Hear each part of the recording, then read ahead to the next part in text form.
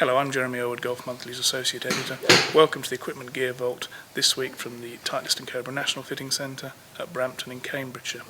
I'm here to take a close look at three new Titleist driver models in the 909 series, the D3, the D2 and the D Comp.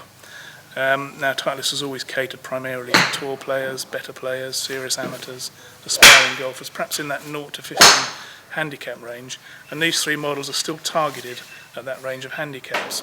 But not everybody in that handicap range hits the ball the same way. They don't attack the ball in the same way. Some launch it higher, some lower, some with more spin, some with less spin, and that's what this 909 range aims to address, to provide each of those different types of golf within that lower handicap category the ideal launch conditions that they're really after. So the D3, for example, is going to launch the ball on a mid-height with low spin. The D2, again, a mid-height, but with low to mid-spin, while the D Comp is going to launch the ball a little higher, whilst retaining that low to mid-spin. Other differences between the clubs, two of them are 460cc, whereas the D3 is a 440cc head size for some players that still prefer that slightly more compact look at a dress. And the D Comp, as its name implies, is a composite head, graphite composite weave on the top, designed to get the centre of gravity in just the right position for the type of golfer it's aimed at.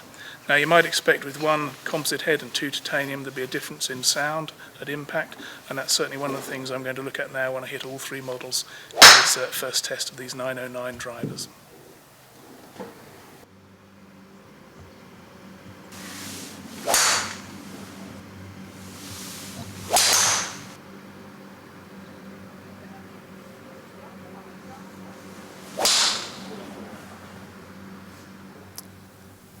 Well, I've had a chance to test all these drivers quite thoroughly now down on the range here, and before I came out I would probably have expected to hit the D Comp the best and the D3 the worst based on their launch characteristics and the way I feel I know I hit the ball. And that's pretty much how it panned out, although there wasn't a lot to choose between the D Comp and the D2.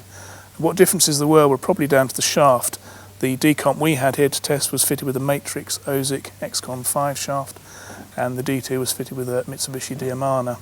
Now the former of those is slightly softer, and that actually helped me to turn the ball over a bit, which is a flight shape I've not really had of late, while the D2 with the Diamana, I tended to move it slightly left to right, which is much more what I've been used to.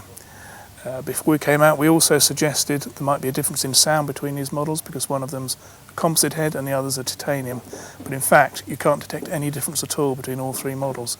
They all sound the same, satisfying oomph at impact, solid feel, and really what Titleist driver users have come to expect over the years.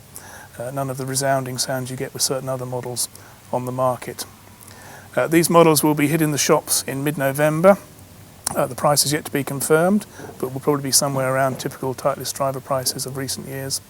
You can read a lot more about them in the November issue of the magazine, and we'll be back shortly with another Gear Vault video looking at another brand new piece of kit due to hit the shelves this autumn. So for now, for this week, it's goodbye.